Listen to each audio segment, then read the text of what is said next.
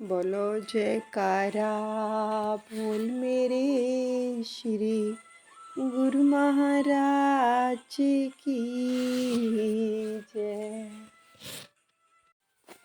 श्री परमहंस दयाले जी महाराज की जय। सर्वप्रथम श्री श्री 108 अवधूत शिरोमणि गौसुल हिंद शाहे विलायत परमार्थ पथ के महान प्रवर्तक अद्वैत मत के संस्थापक शाहों के शहंशाह राजाओं के राजन पीरों के पीर श्री टेरी निवासी भगवान दादा गुरुदेव जी के श्री चरण कमलों में लाखों करोड़ों बार दंडवत प्रणाम। प्रेमियों, आज हम श्री परमहंस दयाल जी की कृपा से आनंद गीता जी का 8वां अध्याय श्रवण करने के लिए जा रहे हैं और अपने आप को विजुलाइज कीजिए कि हम श्री परमहंस दयाल जी के श्री चरण कमलों में उपस्थित हो इस 8वें अध्याय का रसपान कर रहे हैं। आनंद गीता जी का 8वां अध्याय शुभ और अशुभ वृत्तियाँ। मनुष्य के अंदर जो शुभ और अशुभ वृत्तियाँ होती हैं, श्री कृष्ण भगवान इनका वर्णन करते हुए उपदेश दे रहे हैं अर्जुन को। मनुष्य के अंतःकरण में शुभ और अशुभ यानी कि दैवी और आसुरी वृत्तियाँ सदा विद्यमान रहती हैं और इसका परस्पर संघर्ष सदा जारी रहता है। महाभारत का युद्ध देव आसुर के संग्राम का प्रतीक है। जिस तरह महाभारत के युद्ध में एक ओर कौरव सेना और दूसरी ओर पांडु सेना खड़ी थी, उसी तरह ही जीव के अंतःकरण में सद्गुण रूपी दैवी सेना और दुर्गुण रूपी आसुरी सेना एक दूसरे के सामने खड़ी रहती है और इन सत असत वृत्तियों का संघर्ष जो है चलता रहता है। जीव के अंतःकरण में जब इन दोनों प्रकार की वृत्तियों का संघर्ष होता है तो जीव कुछ समय के लिए परेशान हो जाता है। उसे क्या करना चाहिए और क्या नहीं करना चाहिए, उस समय उसकी बुद्धि सही निर्णय करने में असमर्थ हो जाती है और वह चाहता है कि कोई उसे सही मार्ग दिखाए, सही दिशा दिखाए। किंतु संसारी मनुष्य जो कि स्वयं ही इन संघर्षों से सदा जूझ रहे हैं और हर समय आसुरी वृत्ति की सेना से भरे रहते हैं, आक्रांत रहते हैं, वे उसे सही मार्ग सही दिशा नहीं दर्शा सकते। तो उस समय उसे ऐसे पथ प्रदर्शक महापुरुष की आवश्यकता होती है जो आसुरी वृत्तियों को परास्त कर उनके बंधन से मुक्त हो चुके होते हैं और जिनके दिव्य गुणों का प्रकाश होता है। ऐसे महापुरुष उस समय के संत सतगुरु ही होते हैं। जीव जब सतगुरु की शरण में जाता है तो वह उसे ऐसी युक्ति बताते हैं जिससे आसुरी सेना स्वयं ही धीरे धीरे अपने हथियार छोड़कर भागने लगती है और जीव के अंतःकरण में शुभ अशुभ जो वृत्तियां हैं प्रकाशित होने लगती हैं। केवल शुभ वृत्तियां प्रकाशित होती हैं जब सतगुरु युक्ति बताते हैं। जो अशुभ वृत्तियां होती हैं वो भाग जाती हैं। तो महापुरुष जीव को सत्संग, सेवा, भजन, अभ्यास, आराधन, पूजन आदि विभिन्न साधनों का नित्य प्रति श्रद्धा पूर्वक पालन करने को उपदेश देते हैं। इन नियमों का पालन करने से दैवी गुणों को बल मिलता है। जीव स्वाभाविक ही परमात्मा की ओर आकृष्ट होने लगता है और धीरे धीरे वह मन के बंधन से मुक्त होने लगता है। इसके विपरीत यदि जीव मनमति के अधीन होकर माया मोह की दलदल में ही गृहस्थ रहता है तो उसमें आसुरी वृत्तियां बलवान होती हैं और परिणाम स्वरूप वह 84 लाख जूनियों के बंधन में पड़ जाता है। जो हमारे सतगुरुदेव भगवान जी ने जिन नियमों का हमें बल प्रदान किया है, ये जो नियम है ये बल है, दैवी बल है, दैवी शक्ति है। और जो हम लगातार हर रोज इन नियमों की पालना करते हैं, भजन अभ्यास करते हैं, तो क्या है, आसुरी शक्तियों पर पहरा लग जाता है। जिस प्रकार रात को एक चौकीदार पहरा देता है और जहाँ पर वो पहरा देता है वहाँ पर चोरों को पता होता है कि यहाँ पर पहरा है, कहीं पुलिस का पहरा होता है तो वहाँ पर वो चोर एंटर नहीं हो सकते। इसी प्रकार सतगुरु अपने शिष्य को ये बल देते हैं, ये शस्त्र है कि इनका प्रयोग करो। और जब शिष्य साधक नित्य नित्य इन शस्त्रों का प्रयोग करते हैं तो जो आसुरी शक्तियाँ होती हैं वो नज़दीक नहीं आ पाती हैं। जैसे ही आने लगती है तो जीव सिमरन करना शुरू कर देता है तो वो भाग जाती हैं। तो इसलिए अगर नित्य निरंतर ही सतगुरु का सिमरन चलता रहेगा, नियमों की पालना होती रहेगी, तो सारी नेगेटिव शक्तियाँ भाग जाती हैं, वो जीव के नज़दीक नहीं आ पाती हैं। तो इसलिए श्री कृष्ण भगवान जी भी उपदेश करते हैं, मोक्षदायक दैवी गुण है, बंधनकारी आसुरी गुण। तो इसलिए जीव को इन वृत्तियों के संघर्ष को सदा सावधान रहना चाहिए। जब भी कभी अंतकरण में अशुभ विचार पैदा हो जाए तो महापुरुषों के उपदेशों से उनका दमन कर देना चाहिए। अर्जुन में जन्मजात ही दैवी गुणों की अधिकता थी। भगवान ने स्वयं कहा है, दैवी गुणों के साथ है जन्मा, शोक न कर तू हे अर्जुन। भगवान ने उसको फरमा दिया कि तू तो क्या है कि तू दैवी गुणों के साथ ही तेरा जन्म हुआ है, परंतु फिर भी कुछ समय के लिए उसके मन में भी आसुरी वृत्तियाँ जो हैं बलवत हो गई थी, बलवान हो गई थी। तो मोह के कारण वह अपने कर्तव्य पालन से विचलित हो गया था। इन वृत्तियों के संघर्ष में घबराकर अर्जुन भी समय के महापुरुष भगवान श्री कृष्ण की शरण में जाता है।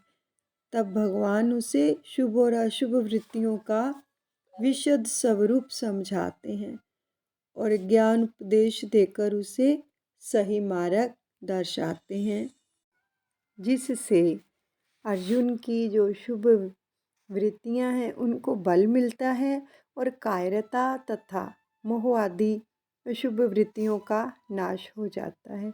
सद्वृत्तियों का वर्णन करते हुए श्री कृष्ण भगवान फरमाते हैं, निर्भयता और मन की शुद्धि ज्ञान हेतु हो योग स्थित, यज्ञ संयम त्याग स्वाध्याय तप सरलता और धृति, सत्य अहिंसा दान दृढ़ निश्चय, दया मधुरता का हो स्वभाव क्रोध, दोष, दृष्टि, ईर्ष्या और काम वासना का हो अभाव। तेज, क्षमा, शांति व लज्जा, शौच, नम्रता आदि गुण दैवी संपदा युक्त पुरुष के हैं उपरोक्त सभी लक्षण।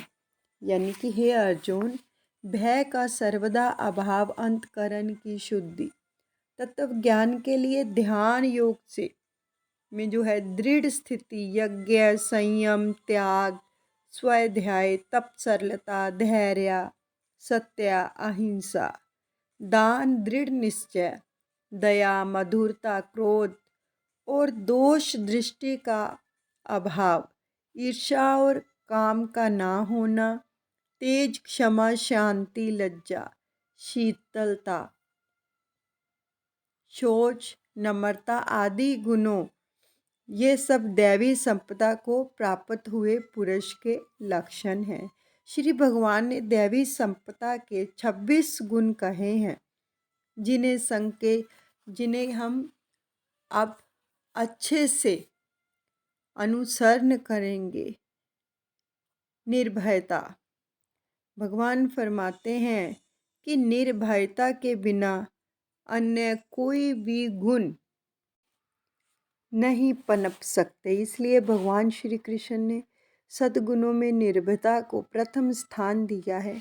महापुरुषों का कथन है कि मनुष्य अभय केवल ईश्वर की शरण में जाने पर ही हो सकता है। जो ईश्वर के शरणागत होकर सर्वभाव से उसका भजन करता है, उसे कोई भय नहीं रहता है और वह निर्भय हो जाता है। उसे पूर्ण विश्वास हो जाता है कि जो सर्वशक्तिमान मालिक का वरद हस्त सदा मेरी हर तरह से रक्षा कर रहा है। वे माया और मोह आदि शत्रुओं से मुझे अवश्य ही सदा बचाते रहेंगे। जितना जितना वह मालिक पर विश्वास करता जाता है, उनके आश्रित होता चला जाता है, उतना उतना ही वह अभय होता जाता है। परंतु जिसके हृदय में मालिक का नाम ही नहीं है, तो वह चाहे राजा ही क्यों ना हो, सम्राट ही क्यों ना हो, पूर्ण रूपेण निर्भय कदापि नहीं हो पाता। आंतरिक शत्रुओं का तो कहना ही क्या, उसे तो जो बाहर के शत्रुओं के आक्रमण का भी भय सदा लगा रहता है। श्री भर्तृहरि जी ने वैराग्य शतक में कहा है कि एक वैराग्य ही भय से रहित है। वैराग्यवान सभी प्रकार के भय से मुक्त हो जाता है। देखो, जिस प्रकार एक छोटा बालक होता है ना, जब वो अपनी माँ की शरण में यानी उसकी गोद में होता है, तो उसे किसी भी चीज़ का भय नहीं होता। सबने देखा होगा और ये अनुभव भी किया होगा कि जब माँ नज़दीक होती है तो किसी चीज़ का भय नहीं होता, कि वो अपने आप ही सबसे निपट लेगी।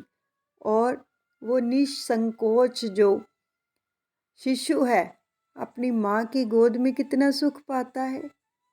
चाहे कुछ भी हो जाए, माँ उसे अपने आंचल में छुपा लेती है। इसी प्रकार जो भी साधक अपने सतगुरु का आश्रय लेते हैं, उन्हें फिर इन चीज़ों से कोई भय नहीं रहता, वो सदा सुख पाता है। तो तात्पर्य ये है कि अन्याय, पापाचार आदि दुष्कर्मों से मनुष्य की आत्मा जो है वो कमज़ोर हो जाती है, और जो मनुष्य के भीतर ही भीतर अपने पाप कर्मों से जो है वो भयभीत रहता है। किंतु ईश्वर प्रायण होकर शुभ कर्मों को करने से मनुष्य की आत्मा जो है बलवान होती है और वह निर्भय हो जाता है। अंतकरण की निर्मलता, महापुरुषों के वचन है कि जब तक जलाशय का जल मलिन और अस्थिर होता है, उसमें प्रतिबिंब दिखाई नहीं देता। अगर जल गंदा होगा तो उसमें हम अपनी शक्ल, प्रतिबिंब यानी कि अपनी शक्ल नहीं देख पाएंगे। शुद्ध और अस्थिर जल में ही प्रतिबिंब स्पष्ट दिखाई देता है। शुद्ध जल जो होता है, साफ जल जो होता है, उसमें हम अपनी शक्ल को देख सकते हैं। इसी तरह शुद्ध और स्थिर अंतकरण में ही साधक अपनी आत्मा अथवा मालिक का दर्शन कर सकता है। अंतःकरण में मल विषय आवरण में यह 3 प्रकार के दोष होते हैं, भगवान फरमा रहे हैं। और इनकी जो शुद्धि है उसके साधन है सेवा, भजन, अभ्यास, सत्संग, इनका स्वाध्याय करना। महापुरुषों का उपदेश है कि मल दोष की निवृत्ति सेवा अर्थात निष्काम कर्म से होती है और भजन अभ्यास आवश्यक है। और आवरण दोष की जो निवृत्ति के लिए सत्संग और स्वाध्याय आदि साधन जो है वो सहायता करते हैं। ज्ञान के लिए योग स्थिति ध्यान अभ्यास के द्वारा आत्मिक ज्ञान की प्राप्ति होती है। भक्ति मार्ग का जो अभिलाषी होता है वो सुरत शब्द योग के अभ्यास के द्वारा अपने आत्मिक ज्ञान को प्राप्त करता है। यज्ञ जो है वो संत मत के अनुसार यज्ञ की परिभाषा है प्राणों को प्राणों में समाहित करना अथवा शब्दाभ्यास के द्वारा सुरति को परमात्मा में लय करना। मलिन वासनाओं की आहुति देकर सुरति को शब्द में लय करके जो योग अग्नि है वो प्रकट हो जाती है, तो इसको यज्ञ कहते हैं। सभी कर्मों को मालिक की प्रसन्नता के लिए करना ये एक महान यज्ञ है। आगे आता है संयम। संयम जो है इंद्रियों को विषयों की ओर से हटाकर उन्हें वश में करना संयम है। महापुरुषों का आदेश है कि इंद्रियों पर संयम केवल ब्रह्म रूप से ही नहीं अपितु मन से होना चाहिए। जैसे कछुआ अपने अंगों को सिकोड़ लेता है वैसे ही साधक भी अपनी इंद्रियों को विषयों की ओर से ना जाने देकर अंतर्मुख करके मालिक के ध्यान सुमरन में लगा रहता है। त्याग संसार के प्रति मोह का त्याग करना वास्तविक त्याग है। सात्विक वृत्तियों वाले जो व्यक्ति हैं उनके जीवन में ब्रह्म और भीतर यानी कि बाहर और भीतर दोनों प्रकार का त्याग होता है। बाहर से तो भी वह कम से कम आवश्यक सांसारिक पदार्थों का सेवन करता हुआ त्याग पूर्वक एक साधक का जीवन व्यतीत करता है और आंतरिक रूप से भी वह भोग पदार्थों की कामना नहीं करता। कामनाओं का सर्वथा त्याग होने पर ही तत्काल शांति मिलती है। श्री भगवान कहते हैं जो एक साधक है हमेशा कर्तापन के अभिमान का त्याग करके स्वयं को मालिक का दास मानता है अपने आप को और सब कर्मों को ईश्वर के अर्पित कर देता है। स्वाध्याय यानी कि सद्ग्रंथों व धार्मिक पुस्तकों का अध्ययन तथा मनन करना ही स्वाध्याय है। इससे अधिक साधक के अंतःकरण में हर समय शुभ विचारधारा प्रवाहित होती रहती है और मलिन विचार तथा संकल्प विकल्प उत्पन्न नहीं होते। अगर हम जैसे श्री ग्रंथ जी का पाठ करते हैं, अच्छी पुस्तकों को पढ़ते हैं तो हमारे विचार भी वैसे ही बनते हैं। विचारों के अंदर हमें कभी भी मलिनता नहीं आती है। आगे आता है तप। संत मत के जो शरीर को भूख प्यास सर्दी गर्मी आदि से पीड़ित करना तप नहीं है। संत मत के अनुसार कि जो सर्दी लगती है गर्मी लगती है तो आदि से पीड़ित करना ये तप नहीं कहलाता। इस प्रकार के तप का भगवान श्री कृष्ण ने भी विरोध किया है। उनका उपदेश है कि जिस तप से हठपूर्वक आत्मा को पीड़ित किया जाए और दूसरे का अनिष्ट कारक वह तामस तप कहलाते हैं। यानी कि जबरदस्ती सर्दी में जो कि कई प्रकार के तप कहे गए हैं वो करना, यानी कि हठपूर्वक कुछ भी करना। अगर शरीर को हम कष्ट देकर अपनी आत्मा को कष्ट देकर वो तप करते हैं, तो भगवान कृष्ण फरमाते हैं कि वो तप नहीं है। भगवान ने इसे तामस तप कहा है। संत महापुरुषों के अनुसार भक्ति मार्ग में आने वाले सभी कष्टों, विघ्नों, बाधाओं को प्रसन्नतापूर्वक सहन करना और मनमति का त्याग करके सतगुरु की आज्ञा का पालन करना ही तप है। आगे आता है सरलता। सद्वृत्ति वाले व्यक्ति का सरलता विशेष गुण है। साधक कपट और बनावटीपन से दूर रहता है और मन, वाणी तथा कर्म से सरलता का आचरण करता है। निष्कपट भाव और प्रसन्नचित्त से वह सबके साथ सद्व्यवहार रखता है। धृति यानी कि किसी भी अनुकूल या प्रतिकूल परिस्थिति में विचलित ना होकर अपनी स्थिति में कायम रहने की शक्ति का नाम ही धृति है। यानी कि चाहे आप जो परिस्थितियाँ आपके अनुकूल हैं चाहे प्रतिकूल है, लेकिन उसमें सम रहना है। श्री भगवान ने इसे सात्विक धृति कहा है। भक्ति मार्ग का जिज्ञासु मार्ग में आने वाली कठिनाइयों और विघ्न बाधाओं को नहीं देखता, वह तो केवल अपने लक्ष्य को ही दृष्टि में रखता है और धैर्यपूर्वक लक्ष्य की ओर जो है चलता रहता है। और जो अपना उद्देश्य सिद्ध करना चाहता है वह अपने मार्ग में आने वाले सुख और दुख को पार कर जाता है। आगे है सत्य। साधक मन, वाणी और क्रिया से सदा सत्य का आचरण करता है, यानी सच बोलता है।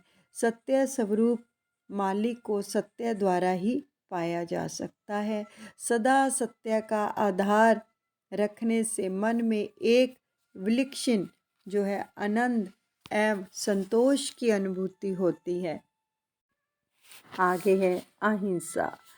मन, वाणी और शरीर से किसी को भी कष्ट ना पहुंचाना, ये अहिंसा है। दैवी गुण संपन्न साधक मन से किसी का भी बुरा नहीं चाहता, वाणी से भी किसी को कटु वचन नहीं कहता। यहाँ पे वाणी की साधना और शरीर द्वारा भी किसी को चोट नहीं पहुंचाता, यानी कि मन, वचन और कर्म से किसी को भी दुख नहीं पहुंचाता। आगे है दान। अहंकार रहित होकर निष्काम भावना से परमार्थ के लिए यदि कुछ दिया जाता है तो वह दान है, यानी श्रद्धा से। अगर आप सेवा भी करते हो तो श्रद्धा से, मन के अंदर कोई तर्क वितर्क करके अगर सेवा करते हो तो वो सेवा नहीं कहलाती है। महापुरुषों का कथन है कि यदि एक व्यक्ति किसी को भोजन देता है तो वह कुछ समय के लिए उसकी क्षुधा शांत कर देता है, उसकी भूख को शांत कर देता है। यदि वस्त्र आदि पदार्थ देता है तो कुछ समय के लिए उसे सुख प्रदान करता है। परंतु यदि वह किसी को नाम भक्ति का दान देकर यथार्थ आत्मिक ज्ञान का उपदेश देता है तो वह उसे नित्य स्थायी सुख और शांति प्रदान करता है, जिससे वह सदा के लिए अभय हो जाता है। अतः महापुरुषों के मत में अभय दान सब प्रकार के दान से श्रेष्ठ है। पंचतंत्र में कहा गया है गोदान, भूमिदान, अन्नदान, इन सब से अभय दान श्रेष्ठ है। आगे है दृढ़ निश्चय। दृढ़ निश्चय वाला जो मनुष्य होता है जो है परमात्मा को वो प्राप्त कर सकता है। जिसका मन डावांडोल रहता है और कभी संसार की ओर आकृष्ट होता है तो कभी भगवान की ओर, वह मालिक को कदापि प्राप्त नहीं कर सकता। जब साधक यह दृढ़ निश्चय कर लेता है कि उसने अपने इष्ट देव के शरणागत होकर जीवन के परम लक्ष्य को प्राप्त करना है, तो फिर चाहे भक्ति मार्ग में कितनी भी कठिनाइयाँ क्यों ना आए, वह उनसे ना घबराता है और अडिग मन से आगे ही आगे कदम बढ़ाता चला जाता है, तो वह निश्चय ही अपनी मंजिल को प्राप्त कर लेता है। आगे भगवान फरमाते हैं दया। दया क्या है? दूसरों को दुखी देखकर उनका दुख दूर करने और उसे सुखी बनाने का जो भाव है उसे दया कहते हैं। दूसरों को कष्ट ना पहुंचाना, यह अहिंसा, और दूसरों के दुख को दूर करके उन्हें सुख पहुंचाने का जो भाव है वह दया है। दैवी संपदा वाला जो व्यक्ति है दूसरे के दुख को अपना दुख मानता है। उसका सदा ही यह भाव रहता है कि सब सुखी कैसे हों, सबका भला कैसे हो और सबका उद्धार कैसे हो। सदा दूसरों के हित करने की उसे चेष्टा बनी रहती है। जैसे देखो, महापुरुष भी हमारे लिए अपने कोमल तन के ऊपर कितना कष्ट उठाते हैं और हमें सुख प्रदान करते हैं, हम पर दया करते हैं, हम जीवों के ऊपर। हम चाहे कैसे भी कर्मों से ग्रस्त हैं, लेकिन जब उनकी शरण में चले जाते हैं तो वो हम पर दया करते हैं, हमें अपना आशीर्वाद प्रदान करते हैं, अपनी कृपा दृष्टि प्रदान करते हैं और हम पर दया करके हमारा मार्गदर्शन करते हैं। ये दया करते हैं। तो भगवान यहाँ पर फरमा रहे हैं कि हमें भी दूसरों के ऊपर दया करनी चाहिए। ये सात्विक वृत्ति है। आगे भगवान फरमा रहे हैं मृदुता। बिना कारण दुख देने और वैर विरोध रखने वाले के प्रति भी अंतकरण में कठोरता का भाव ना होना तथा स्वाभाविक कोमलता का रहना ही मधुरता है। यानी सामने वाला आपसे जैसा भी व्यवहार कर रहा है, अगर हम उसके प्रति अपने दिल में प्रेम, मधुरता का मतलब है प्रेम, प्रेम रखते हैं और कोमलता रखते हैं, तो क्या होता है, कठोर स्वभाव से हम मुक्त हो जाते हैं। इसको बोलते हैं मधुरता। साधक के हृदय में सबके प्रति कोमलता का भाव रहता है। जो सतगुरु को हमेशा भजते रहते हैं, जिन्होंने उनकी वाक्य में ही शरणागति प्राप्त कर ली है, तो उनके क्या है, उसके प्रति यदि कोई भी कठोरता एवं अहित का व्यवहार भी करते हैं तो भी उसकी कोमलता में अंतर नहीं आता। वो भला ही मांगते हैं। दूसरों के हित के लिए प्रत्यक्ष में उसे कभी कठोर शब्दों का प्रयोग नहीं करना पड़ता, किंतु हृदय में वह उसके प्रति कोमलता और सद्भाव ही बनाए रखता है। आगे है क्रोध। भगवान फरमाते हैं दोष, दृष्टि, ईर्ष्या और काम वासना का अभाव, मन में क्रोध, दोष, दृष्टि, ईर्ष्या और काम का अभाव हो तो यह सब दैवी गुण है। सद्वृत्ति वाला व्यक्ति कभी किसी पर क्रोध नहीं करता। यदि कोई उसका अनिष्ट भी करता है, उनको कठोर वचन भी कह देता है, तो वह कभी भी उसमें अपना हित भी यही समझता है कि इसमें मेरा हित होगा, अथवा अपने ही कर्मों का फल मानकर शांत रहता है, यानी किसी के ऊपर भी दोषारोपण नहीं करता है और ना ही ये बोलता है कि तुम्हारे कारण ये हुआ, तुम्हारे कारण ये हुआ, यानी दोष दृष्टि से रहित होता है। वह दूसरों के दोषों को कभी भी नहीं देखता, अपितु गुण जिससे भी सीखा जाए वह उसे ग्रहण करने का प्रयत्न करता है। उसके अंतकरण में दूसरों के प्रति कोई ईर्ष्या नहीं होती है। किसी की उन्नति अथवा गुणों को देखकर वह प्रसन्न होता है।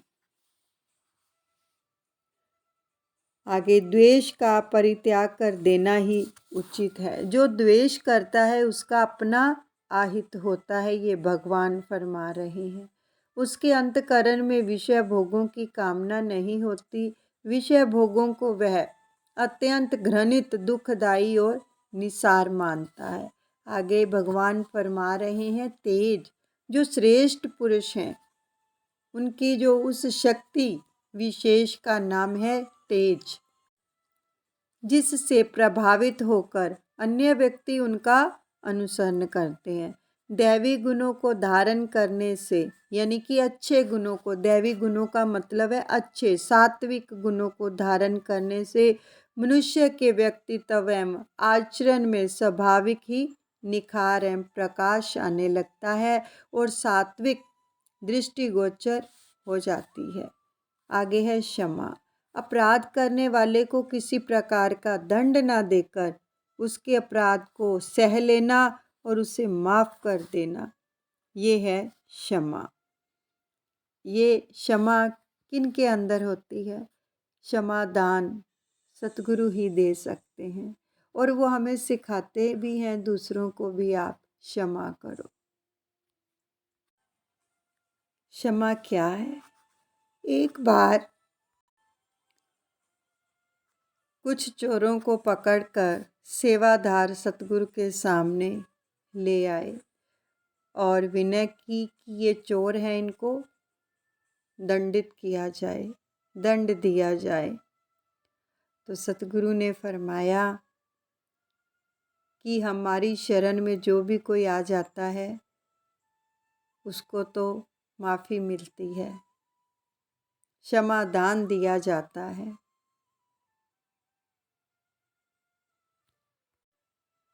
मृत्युदंड नहीं या कोई और दंड नहीं, क्षमा कर दिया।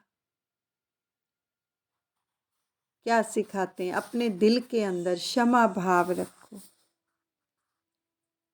धार्मिक वृत्ति वाला जो व्यक्ति है वो किसी से कोई अपराध हो जाने पर उसे क्रूरता का व्यवहार नहीं करता है, अपितु उसके अपराधों के लिए उसे क्षमा कर देता है और प्रेम पूर्वक उसे समझा देता है। यदि स्वयं उसे कभी कोई अपराध हो जाए तो वह स्वयं भी अत्यंत नम्रता पूर्वक अपने अपराधों की क्षमा याचना कर लेता है और भविष्य में पुनः ना करने का प्रण करता है। आगे है शांति।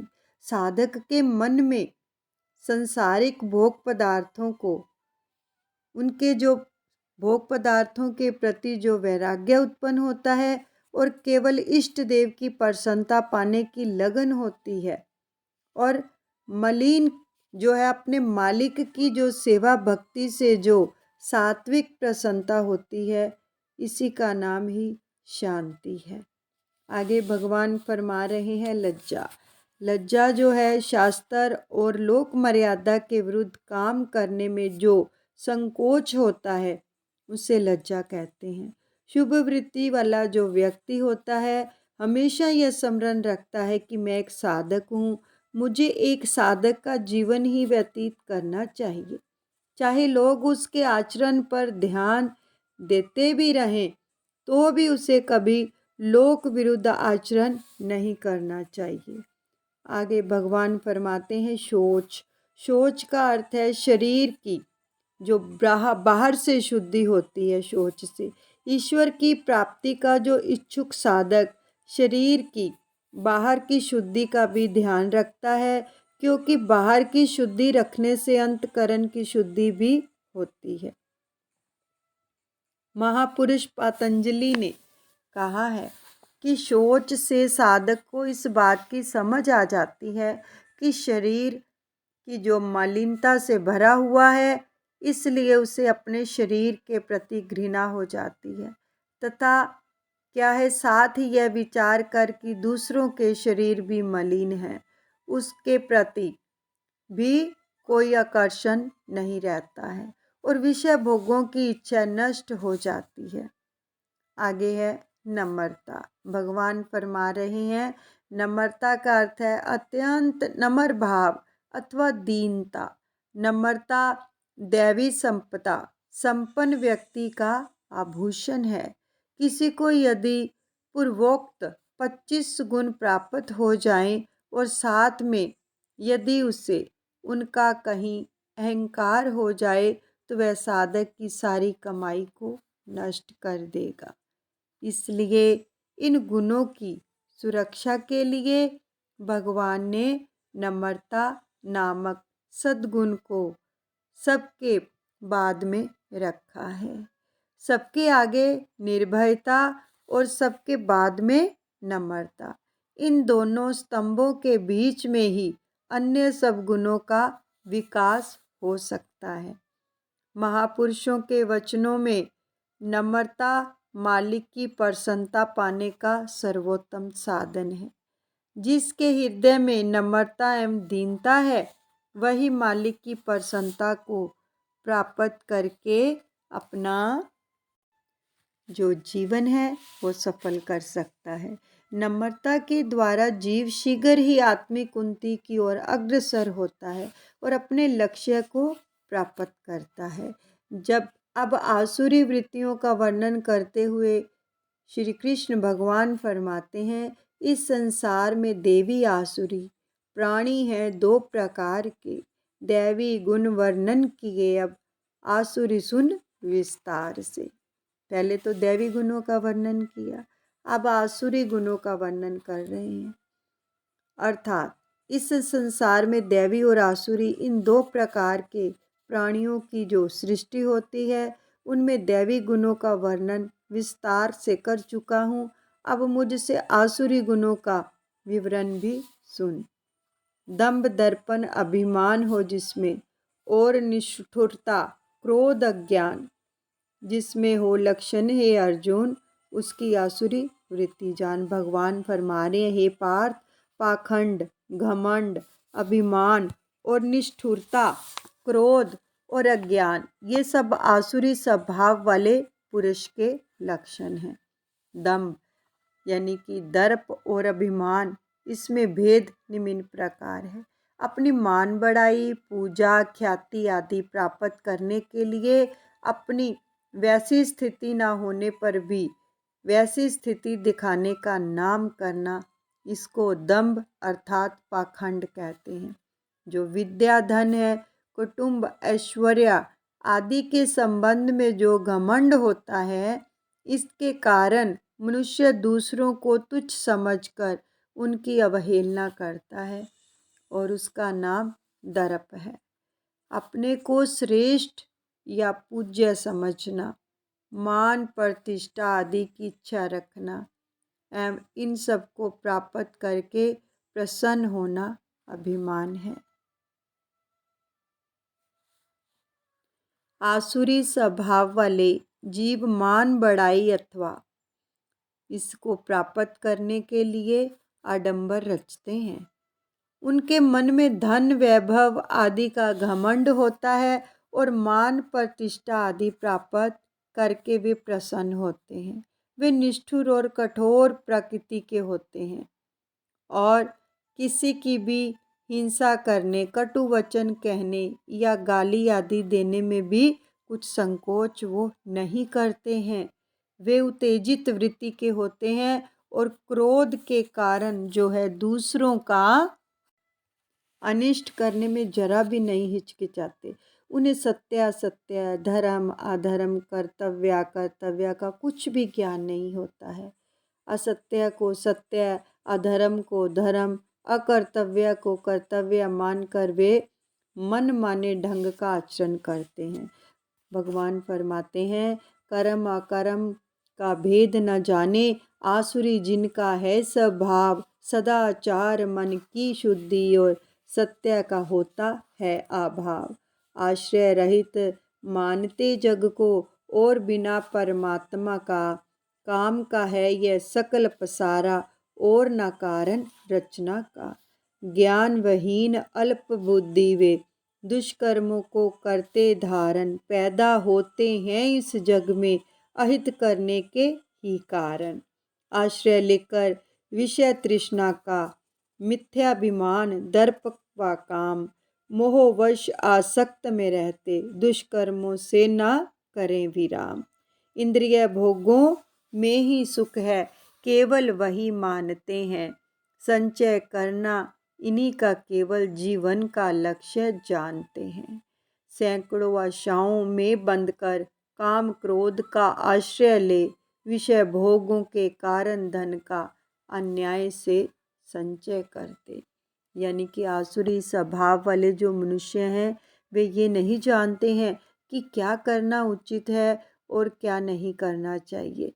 उनमें ना तो शरीर और अंतकरण की शुद्धि होती है, ना सदाचार होता है और ना ही सत्य होता है। वे कहते हैं कि यह जगत आश्रय रहित है। इसका कोई ईश्वर नहीं है। कुछ समय के लिए भोगों का रस लेने के लिए मिला है तो यह काम से उत्पन्न हुआ है। इसकी रचना का अन्य कोई भी कारण नहीं है। वो अपने मन में ऐसी वृत्ति बना लेते हैं।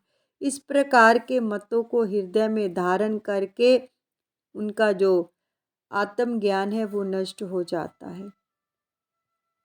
अल्प बुद्धि है और क्रूर कर्मों के द्वारा सबको वो दुखी करते रहते हैं।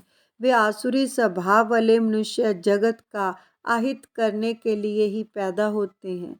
वे कभी तृप्त ना होने वाले काम, दर्प और मिथ्या अभिमान का आश्रय लेकर मोहवश क्षण भंगुर पदार्थों में आसक्त हुए दूषित कर्मों का व्रत धारण किए हुए ही होते हैं। और भगवान फरमाते हैं, वे लोग तो मानते हैं कि जीवन के अंतिम क्षण तक इंद्रियों की तृप्ति करना ही मनुष्य जीवन का ये ही लक्ष्य है।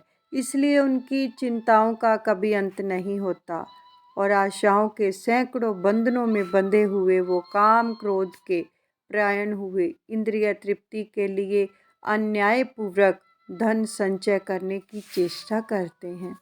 आगे भगवान फरमा रहे हैं, आज किया है प्राप्त ये हमने और मनोरथ शेष अभी, धन किया है इतना संचित होंगे ना कंगाल कभी। शत्रु को है मार दिया औरों का भी हनन करूँगा, मैं ही ईश्वर सिद्ध भोगता सदा सुखी बलवान रहूँगा। ऐश्वर्यशाली कुटुंब है मेरा, मैं हूँ शक्तिशाली महान, आसुरी वृत्ति से मोहित हो कहता करूँगा यज्ञ दान।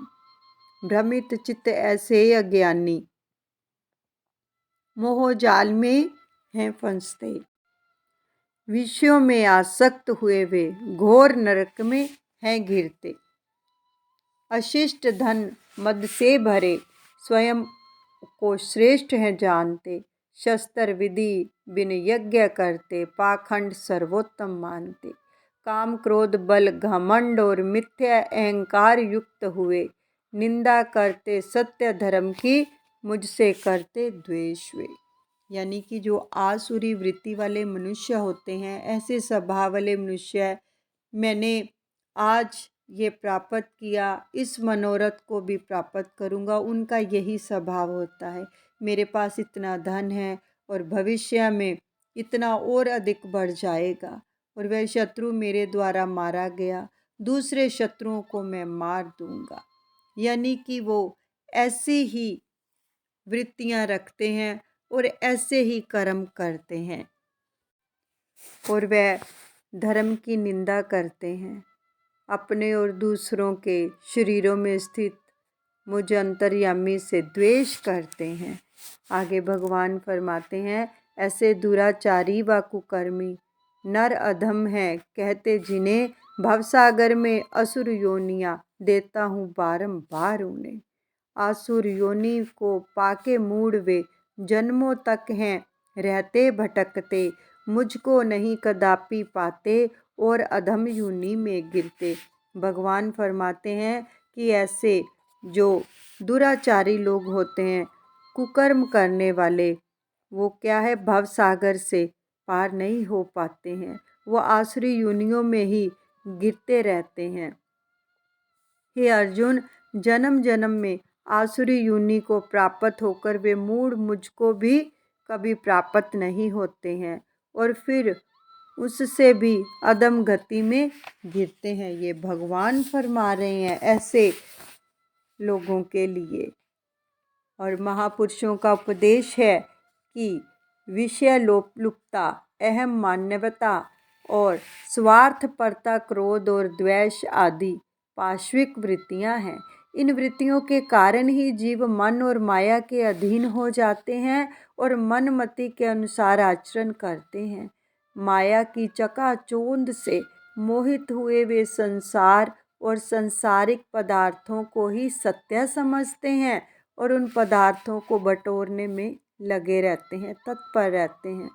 वे स्वयं को बहुत ही बुद्धिमान, विद्वान, दानी और परोपकारी मानते हैं और अपने समान अन्य किसी को कुछ नहीं समझते हैं।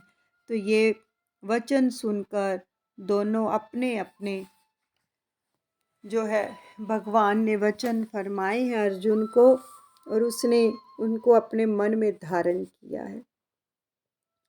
और एक प्रसंग आता है यहाँ पर कि देवता और असुर दोनों ही एक बार पराजित ब्रह्मा के पास आत्मज्ञान की प्राप्ति के लिए गए, देवता और असुर। तो उन्होंने 1 वर्ष तक वहाँ पर रहकर शिक्षा प्राप्त की। कुछ दिन बाद प्रजापति ब्रह्मा ने उनसे कहा कि तुम लोग जिसको खोज रहे हो वह तुम ही हो। उनको ये वचन फरमा दिए। तो क्या था, जो दोनों असुर थे और दूसरे देवता थे, वो अपने अपने स्थानों पर चले गए। और असुर का जो स्वभाव है अज्ञान से ढका हुआ था, तो उन्होंने उस विषय के ऊपर कोई विचार नहीं किया। अपने को ईश्वर मानकर वह खुश हो गए। आत्मा शब्द का अर्थ उसने देह समझा। तो अपने आत्मीय जनों के पास आकर कहा कि जो कुछ सीखना था वह सीख आए हैं, अब आओ भोजन खाने, मदिरा पीने और भोग विलास में दिन बिताएं, हम ही ईश्वर हैं। दूसरी ओर जो देवता थे उन्होंने आकर अन्य देवताओं को भी प्रजापति द्वारा दिया गया ज्ञान बताया और आत्मा के सही स्वरूप को जानने के लिए जप तप आदि गुण साधनों में प्रवृत्त हो गए। यानी कि तात्पर्य ये है कि आसुरी वृत्ति वाले मनुष्य की जो देह है वो उसमें आसक्ति होती है, उनकी आसक्ति देह में होती है। इसलिए वे महापुरुषों के ज्ञान या उपदेश का अर्थ अपनी मनमति के अनुसार ही निकालते हैं। उनका क्या होता है, जो गुरु होता है वो मन होता है और वे अपने मन के अनुसार ही सब कार्य करते हैं। उनके मन में यही अभिमान भरा रहता है कि हम जो कुछ भी कर रहे हैं ठीक कर रहे हैं। सत्पुरुषों का उपदेश उन्हें नहीं भाता है। जैसे कि रावण को हनुमान, अंगद, विभीषण आदि ने कितना समझाया था, कितनी आसुरी वृत्तियों के वशीभूत होने के कारण उसने किसी की भी एक ना सुनी। और कौरवों के मन में भी आसुरी वृत्तियों की प्रबलता के कारण अत्यधिक अहंकार था। भगवान श्री कृष्ण उन्हें स्वयं समझाने गए थे और पांडवों के रहने के लिए केवल 5 गांव देने के लिए कहा था, किंतु अहंकार के मध्य में चूर हुए उन्होंने उपदेशों को नहीं माना भगवान के। आसुरी वृत्ति के जो लोग हैं वो स्वभाव से ही मिथ्या, अभिमानी, अन्याय, हिंसा, इन सब पर यानी कि दोष दृष्टि रखना, दुष्कर्मों में प्रवृत्त रहना, उनके मन में यही अभिमान भरा रहता है कि हम ही सब कुछ करने वाले हैं, ईश्वर नाम की कोई सत्ता ही नहीं है। भगवान ने 7वें अध्याय के 15वें श्लोक में फरमाया भी है कि आसुरी स्वभाव वाले जीवों का विवेक माया द्वारा नष्ट हो जाता है। उनकी मेरे में श्रद्धा बुद्धि नहीं होती है। वे मनुष्य शरीर में अवतरित मुझको भी साधारण मनुष्य ही मानते हैं, इसलिए वे कर्महीन मुझे कदापि प्राप्त नहीं कर सकते। तो भगवान तो इस संसार में जो है लोक कल्याण के हेतु ही अवतरित होते हैं। उनका अन्य कोई प्रयोजन ही नहीं होता, कोई उद्देश्य ही नहीं होता है। वे अपने भक्तों के उद्धार हेतु इस दिव्य लीलाओं और परमार्थ के जो कार्य करते हैं, परंतु उनकी लीलाओं और दिव्य प्रभाव को ये अज्ञानी जन चूंकि नहीं समझ पाते हैं, इसलिए वे उनके कार्यों की आलोचना करते हैं। भगवान कृष्ण फरमाते हैं कि ऐसे जीवों की समस्त आशाएं, कर्म और ज्ञान निष्फल होता है और वे अज्ञानी जन असुर स्वभाव को धारण किए हुए होते हैं। आगे भगवान फरमाते हैं, आशा, कर्म और ज्ञान सब निष्फल होता है उनका, आसुरी मन मोहनी माया की आश्रय होता है जिनका। काम, क्रोध, लोभ है अर्जुन, ये तीनों है नरक के द्वार, परित्याग कर दे तू इनका, रूका करते हैं संहार। जो तीनों नरक द्वार से हटने का साधन अपनाते, साधन प्रायण हो धीरे धीरे अपने लक्ष्य को पा जाते। शस्त्र विधि का परित्याग कर सिद्धि चाहते मानव जो, ना तो उनको सुख ही मिलता ना ही परम गति पाते वो। कर्तव्य कर्तव्य के निर्णय में शास्त्र को मानो प्रमाण, कर्म कर तू है अर्जुन पहले शास्त्र विधि को जान। भगवान फरमा रहे हैं कि काम, क्रोध और लोभ ये तीनों आत्म का अधपतन करने वाले साक्षात नरक के द्वार हैं। इसलिए बुद्धिमान मनुष्य को इन तीनों का त्याग कर देना चाहिए। हे अर्जुन, इन तीनों नरक के द्वारों से मुक्त हुआ पुरुष अपने कल्याण के लिए प्रयत्न करता है। इससे वह धीरे धीरे परम गति को प्राप्त हो जाता है। परंतु जो शास्त्र विधि को त्याग कर अपनी इच्छा के अनुसार आचरण करता है, वह ना तो सिद्धि को प्राप्त होता है, ना ही सुख को, और ना ही मोक्ष पद पाता है। इसलिए कर्तव्य अकर्तव्य के जो निर्णय में तेरे लिए शास्त्र ही प्रमाण है। इस प्रकार मनुष्य को शास्त्र विधि को जानकर ही कर्म करना चाहिए। जिसने शनैः शनैः वह बंधनों से मुक्त हो जाता है। जो जीव मनुष्य शरीर पाकर भी अपने लक्ष्य की प्राप्ति नहीं करते हैं, भगवान फरमाते हैं, अपितु पाश्विक कुकृतियों में प्रवृत्त हो जाते हैं, वे इस सुनहरी सुअवसर को हाथ से खो देते हैं और मनुष्य योनि के जो अधम योनियां हैं उनमें जा गिरते हैं।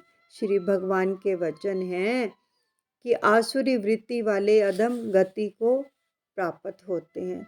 जब मनुष्य आत्मा का पतन करने वाले इन काम, क्रोध आदि विकारों से लिप्त हो जाता है, तब उसमें आसुरी वृत्तियां बलवान हो जाती हैं। जीव के अंतकरण में घमासान युद्ध प्रारंभ हो जाता है और सद्वृत्तियों को दबाकर ये आसुरी वृत्तियां जो है आत्मा का हनन करने लगती हैं। इसलिए महापुरुष सदैव ही उपदेश करते हैं कि आत्मा के जो संहारक हैं, इन तीनों शत्रुओं से सदा सावधान रहो। ये सदा जीव की दैवी संपदा को नष्ट करने की आड़ में रहते हैं। जो जीव इन तीन सेनापति शत्रुओं पर विजय पा लेते हैं, वो समस्त आसुरी सेना को परास्त कर देते हैं। उनके अंतकरण में दैवी संपत्ति का साम्राज्य हो जाता है, जिससे जीव परम सुख और शांति को प्राप्त करता है। अब प्रश्न उत्पन्न होता है कि इन तीन शत्रुओं पर विजय कैसे प्राप्त की जाए। तो इसके उत्तर में भगवान श्री कृष्ण जी के वचन हैं कि जो शास्त्र मर्यादा को त्याग कर मनमति के अनुसार आचरण करते हैं, वे तो अधिक गिरावट की ओर जाते हैं। वे इन शत्रुओं पर विजय कदापि नहीं पा सकते, परंतु जो शस्त्र विधि के अनुसार आचरण करते हैं, वे ही कर्तव्य कर्तव्य को जानकर सही कर्मों में प्रवृत्त होते हैं। वे जीव इन शत्रुओं को परास्त कर अपने लक्ष्य को प्राप्त कर लेते हैं। सभी शास्त्र और धर्म ग्रंथ जो हैं, मनुष्य को महापुरुषों की शरण में जाकर उनसे सत्य पाने की शिक्षा देते हैं। महापुरुषों की शरण में जाकर उनके द्वारा बताई गई विधि का पालन करके मनुष्य शीघ्र ही अपना लक्ष्य पा सकता है। जो महापुरुष हैं, हमें सदशास्त्रों और सदग्रंथों का उपदेश बड़ी सरल भाषा में समझाते हैं। वे ही सभी सदग्रंथों के निर्माता और रचयिता हैं। आत्म साधना में निमग्न उन्हें जब जब भी ज्ञान का साक्षात्कार हुआ, उस ज्ञान को उन्होंने हम जीवों के कल्याण के लिए शस्त्रों के रूप में, यानी जितने भी वेद शास्त्र हैं, उनके रूप में हमारे सामने रख दिया। अतः महापुरुषों का उपदेश सत्य की कसौटी पर परखा हुआ होता है, जो है शाश्वत सुख और शांति देने वाला होता है। जो जीव महापुरुषों के उपदेशों के अनुसार आचरण करते हैं, वे इन शत्रुओं पर विजय पाकर मोक्ष पद के अधिकारी बनते हैं। भगवान फरमा रहे हैं, इन शत्रुओं को परास्त करने के लिए महापुरुषों का उपदेश है कि जीव को नित्य प्रति श्रद्धापूर्वक भजन अभ्यास, आरती पूजन, सेवा, सत्संग, स्वाध्याय आदि करना चाहिए। यदि जीव नियम पूर्वक इन साधनों का अभ्यास करता रहेगा तो वह निश्चय ही इन शत्रुओं के आक्रमण से बचा रहेगा। उसमें सद्वृत्तियाँ अर्थात दैवी संपत्ति बढ़ती जाएगी, जिसके प्रकाश से वह अपने जीवन के लक्ष्य को प्राप्त कर सकेगा।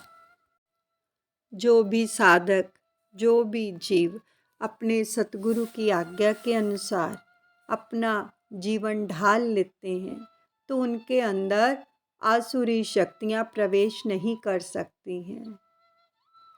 यानी कि उदाहरण के तौर पर सामने वाला अगर क्रोध कर रहा है तो उनके मन के अंदर कभी भी उसके प्रति क्रोध नहीं आएगा, क्योंकि उनके मन के अंदर दया भाव उत्पन्न हो चुका है, नम्रता उत्पन्न हो चुकी है। और ये सब चीज़ें कैसे मिलती हैं?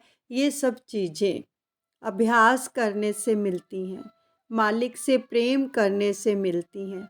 ये विनम्रता हम तभी धारण कर पाते हैं जब हम अपने सतगुरु के वचनों के अनुसार अपने जीवन को ढाल लेते हैं। और ये सब चीज़ें अपने आप ही हमारे अंदर जो हैं आ जाती हैं, क्योंकि सतगुरु दया के सागर हैं और हमें भी दूसरों पर दया करनी सिखाते हैं, विनम्र भाव सिखाते हैं, प्रेम सिखाते हैं कि दूसरों के साथ भी आप प्रेम से रहो। और ये सब चीज़ें सत्संग में आने से मिलती हैं। इसलिए संत महापुरुष फरमाते हैं, जे संगत च आवे प्यारिया, तेनू तेरा मैं कम समझावा। सतगुरु फरमाते हैं कि अगर तू सत्संग में आएगा तभी तो तेरे को तेरा काम समझाया जाएगा। अगर हम बच्चे को स्कूल में ही नहीं भेजेंगे, वो क्लास नहीं अटेंड करेगा, तो अपना सबक कहाँ से सीख पाएगा? इसी प्रकार ही ये जो सत्संग है, ये सत्य का ज्ञान सिखाता है, अमृत की धारा है। तो सत्संग हमें ज़रूर ग्रहण करना चाहिए, सत्संग का सेवन करना चाहिए। जहाँ भी सत्संग मिले उसे ज़रूर श्रवण करना चाहिए, इससे विनम्रता आती है। ये बहुत ही सुंदर एक भजन भी है। सत्संग है मान सरोवर, सुखों की खान बंदे, सत्संग से ही मिलते हैं सचमुच भगवान बंदे, सचमुच भगवान बंदे। सत्संग तो बैकुंठ से बढ़कर सुखदाई है, बढ़कर सुखदाई है। जिसने भी मंजिल पाई है सत्संग से पाई है, सत्संग से पाई है। सत्संग से ही होती है सत्य की पहचान बंदे, सत्संग से ही मिलते हैं सचमुच भगवान बंदे, सचमुच भगवान बंदे। देखो, भगवान श्री कृष्ण ने भी फरमाया है, जहाँ पर सत्संग हो रहा होता है तो वहाँ पर मैं हर एक प्रेमी के साथ विराजित होता हूँ। सत्संग भगवान को इतना प्रिय है। सत्संग के अंदर भगवान की लीलाओं का, उनके भक्तों के जो चरित्रों का वर्णन किया जाता है तो प्रभु बहुत खुश होते हैं। तो इसलिए हमें समय के संत सत्पुरुष भी समझाते हैं कि इन चीज़ों को ग्रहण करो, ताकि हमारे दिल के अंदर आसुरी शक्तियाँ कभी भी प्रवेश ना कर पाएँ और हम जिस मकसद को लेकर इस दुनिया में आए हैं वो मकसद हासिल करके अंत में अपने प्रभु के साथ ही निज धाम जाएं। I love you, I like you, I respect you. Shri Paramhans Dayal ji bless you, all Gurmukh bless you. बोलो जयकारा बोल मेरे श्री गुरु महाराज की जय। दयालु श्री परमहंस दयाल जी महाराज की जय।